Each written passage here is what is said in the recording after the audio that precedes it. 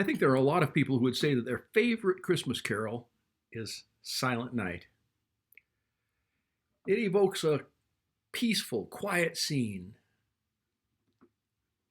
a scene we've seen on Christmas cards and in illustrations in books and posters at Sunday school. The Virgin Mary sitting on a bale of hay or a milking stool, looking peaceful and calm and collected, her clothes spotlessly clean. Now, this is just within, presumably, minutes or hours after giving birth for the first time. Many of you know that I'm a doctor and that in much of my career I have delivered babies. I've seen a couple of women who were remarkably strong who went home with help within a few hours after giving birth, but I've never seen one that could sit up and look serene in such a short time.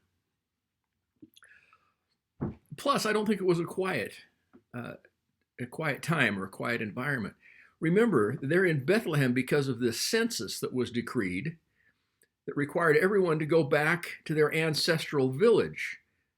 That's why Mary and Joseph were there. They came along with hundreds or thousands of other people to participate in the census. So it was crowded. That's why they couldn't find room in the inn. All these people from out of town coming back to their ancestral home, their ancestral village, to get counted. I wouldn't be surprised, now this is speculation on my part, if there were not only no room in the inns, but it's possible that even room in the stables was at a premium. Maybe Mary and Joseph weren't the only ones in that particular stable. And also, we don't know that this happened at night. I don't recall anything in the biblical accounts of the birth story, the Christmas story, that says the baby was born during the night. It says the days were come that she should be delivered and so on. So it was probably a lot more chaotic than the song would imply when it says, all is calm, all is bright. Round yon virgin, mother and child, holy infant, so tender and mild. Laying there peacefully, smiling, no doubt, hour or two old. And probably not crying, because crying is bad, and he wasn't bad. The second and third stanzas allude to the stories of the shepherds and the wise men, although they aren't mentioned in the third stanza. It does talk about the star. It's the fourth stanza that gets my attention. A number of years ago, I was able to attend the Christmas drama at the Crystal Cathedral, that large, some people would consider it gaudy, church building in Pasadena, California.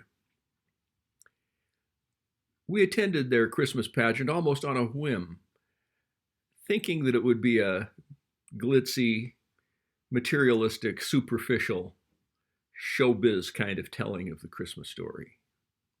Well, it was pretty glitzy. It was pretty fancy. But it contained some deep truth, and it helped me to see the birth story in a new way. After they'd had all the traditional scenes with the Virgin Mary and the Annunciation and the shepherds and the angels, by the way, they had 8 angels flying on cables overhead in the vast vaulted ceiling area of this huge A-framed cathedral. They came to the scene of the birth. The shepherds and the wise men, although that's unbiblical, and the villagers and the animals, live animals, of course, converged on the manger. And with the 8 angels circling overhead, their brilliant robes caught in spotlights that followed them around as they flew around overhead, they depicted the birth of the child. There was a manger there, a wooden container with some straw sticking out around the sides. You couldn't see what was inside the manger. But instead of a light from the ceiling where the other theatrical lights are mounted to light the stage, instead a light from up there shining down on the manger, when it came to the moment that they were depicting the birth of the Christ child, a brilliant beam of light emerged from the manger up into that dark ceiling. There was just enough mist from the smoke machines, the fog machines, whatever they are, that beam of light stood out in contrast to the surrounding darkness. I was moved in a profound way. The light, after all, came from the manger and pierced the darkness. For many years, I sang this fourth stanza of Silent Night without paying attention to the punctuation or the grammar, which can be important. I always read it that the Son of God loves pure light, that he loves the light. And then I noticed one day that loves is in the possessive. There's an apostrophe S.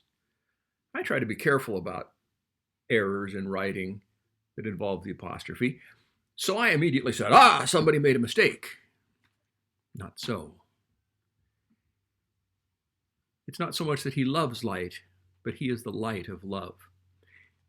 He is the light that conveys love. He is love, shining as light into our world. And in this Christmas season where there's so much darkness and so much hate,